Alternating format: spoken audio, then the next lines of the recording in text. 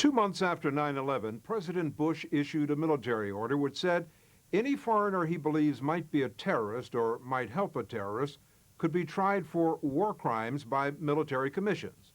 Last used during World War II, the commissions are designed to deliver swift, effective punishment, but they dispense with some of the basic rights and rules of evidence that protect the innocent in American courts.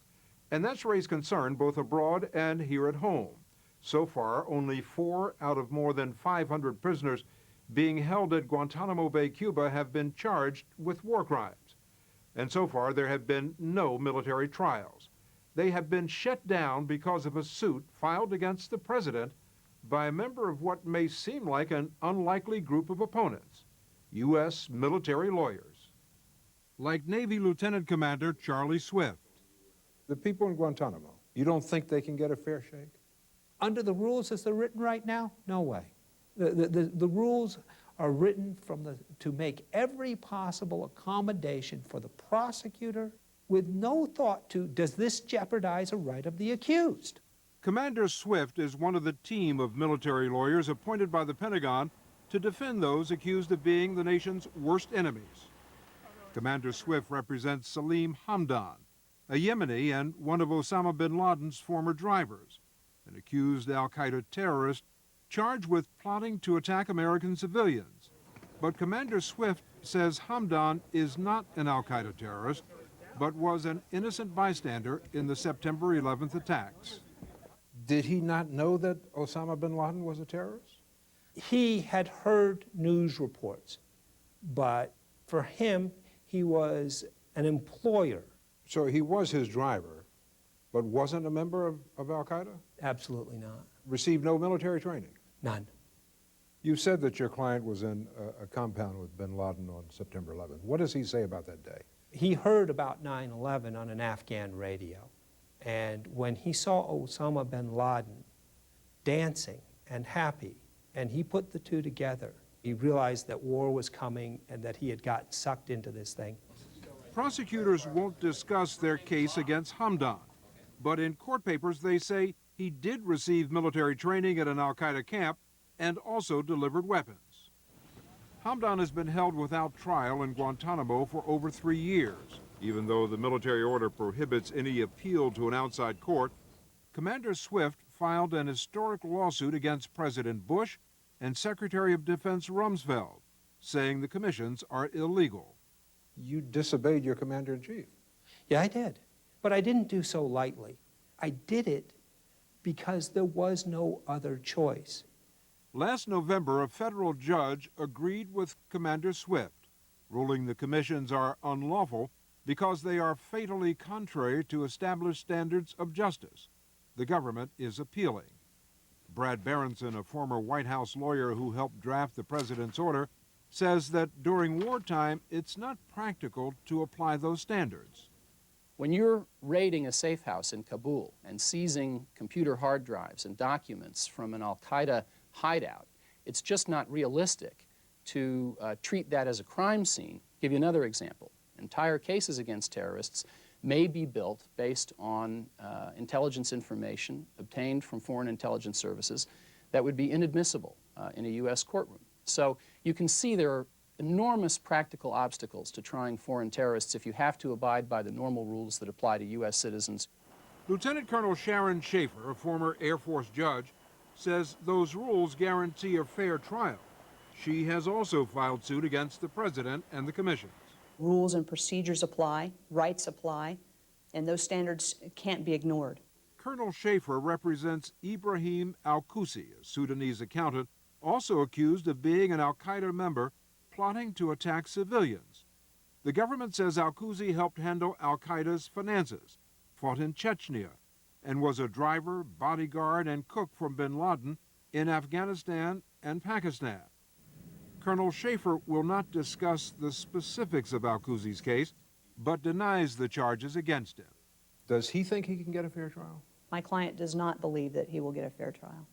Colonel Schaefer gave up an offer to become Deputy Chief Judge of the Air Force to work on the defense team. She says she's been called a traitor for her efforts. Different people have been mandated to defend freedom in different ways, whether you're out on the field carrying a weapon or whether you're guarding Camp Delta down at Guantanamo Bay, Cuba. I am defending America and its principles and its notions of liberty and justice. Her boss, Air Force Colonel Will Gunn, the Chief Defense Counsel, says he warned his team they may face criticism for doing their jobs. There will be people who won't be able to understand why we're doing what we're doing.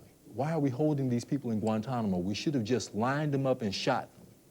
I believe that if they really think about what they're saying, they'd realize that that's not the response that we want as a nation. A graduate of the Air Force Academy, Harvard Law School, and a former White House fellow, Colonel Gunn says the defense team believes that the existing rules of federal courts or courts-martial can handle the challenges of trying alleged terrorists while preserving their rights. We have a system. We have a system of justice. We hold ourselves up as the greatest nation on earth because we say that we are controlled by law as opposed to men. If we can stand by that, but also live it out when we're threatened, then we've done a great thing. But Berenson says when the country is threatened, that's when we have to be flexible and realistic so we can convict terrorists and prevent them from attacking again. When you're talking about a war, the paramount concern must be the preservation of our own society. All of our liberties, all of our freedoms ultimately depend on that. You cannot be as solicitous of the rights of those accused of war crimes as you are of those accused of ordinary crimes. The war crimes trials, if they proceed, will take place in this courthouse at Guantanamo Bay. Under the Military Commission rules, the defendant is presumed innocent until proven guilty beyond a reasonable doubt. Up to 7 military officers appointed by the Pentagon will act as both judge and jury. Instead of a unanimous verdict to convict, it takes only a 2/3 majority. The death penalty requires a unanimous verdict from a full 7-member panel. Appeals can be made to a panel appointed by the Secretary of Defense, but the President has the final say. Thank you all. Lieutenant Colonel John Einwechter, a commissioned prosecutor, defends the commissions and says they should go forward. Colonel, I've got your colleagues in uniform telling me that we've looked at the rules, we've looked at the laws. These aren't fair trials. That is the function of the defense counsel. And I think, if anything, their comments regarding the system show that they are truly independent.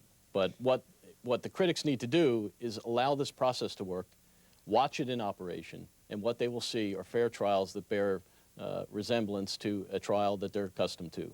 In most trials, defendants have the right to see all the evidence against them. But in a military commission, although the defense attorneys can see classified evidence, they can't discuss it with their clients. How is he then supposed to defend himself? There will be circumstances in which classified evidence will be presented that the accused will not be given access to. Remember, Al-Qaeda continues out there to plot against the United States and to plot terrorist attacks against our country. It's essential that we strike a balance in a way that preserves our national security while providing a fair trial. How does that affect your defense? Well, it makes it impossible. How you do cross-examination is you look to your client and say, did you ever meet that man? Does he like you? Does he dislike you? Are there things that he's saying that aren't true?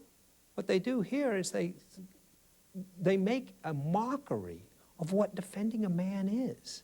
The rules permit hearsay evidence, unsworn statements, even statements taken under duress. The standard is any evidence the panel considers relevant and reasonable.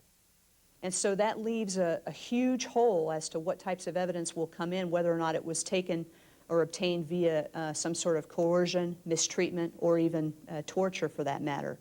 If there is evidence, such as a confession obtained by torture, that is suspect or that is tainted, it's up to the judges on the commission to consider the extent to which it's suspect or tainted and give it appropriate weight accordingly. And then there's this. If a defendant is acquitted, he can still be sent back to detention at Guantanamo Bay until the war on terror is over, which may be decades. If your client is ultimately acquitted, and then just to be told that they're going to continue to be detained, then the question you ask is, then what is this all about? What is this for? If Solemn wins, does he get anything? No, he goes back to the same cell. So it seems awfully a lot for show, doesn't it? Is that fair? I mean, they come in, they're found not guilty by your rules. Why shouldn't they walk? If you're acquitted by a military commission proceeding, it may mean that you are not a war criminal. It doesn't mean that you're not an enemy combatant who can be held by our forces until the end of hostilities. One defense lawyer said that these are just political trials, show trials. No, I think that's grossly unfair to our military. These are not show trials. This is not drumhead justice. These are going to be full and fair proceedings in the context of war. Different in some important respects from the ordinary criminal trial that we're all used to, but tailored to the exigencies of wartime. But right now, the courts will decide if the president has the power to tailor justice for the nation's enemies in wartime. Do you think the courts are telling the president how to wage war? I think the courts at this point are interfering far too much in the conduct of war with consequences that could be very, very dangerous for the country. The federal courts aren't intruding into the president's power. The president's intruding into the court's power. As a military officer, I don't question the president's ability to fight and win a war. That's not what the president's talking about here. What the president's talking about is handing out criminal sanctions, including the death penalty, to people who are already prisoners.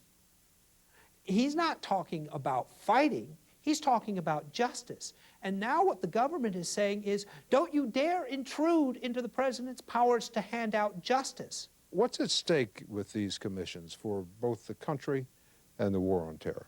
What's at stake ultimately is this country's ability effectively to wage war against the people who are now our enemies. If someone were to wave a wand tomorrow and say that every captured al-Qaeda terrorist is entitled to be treated as a criminal defendant in our normal civilian justice system, I think it would be a serious blow to our efforts to prosecute and win this war. And if that is indeed what happens as a result of what these defense lawyers are doing, I mean, they've stopped this thing in its tracks. What do you do?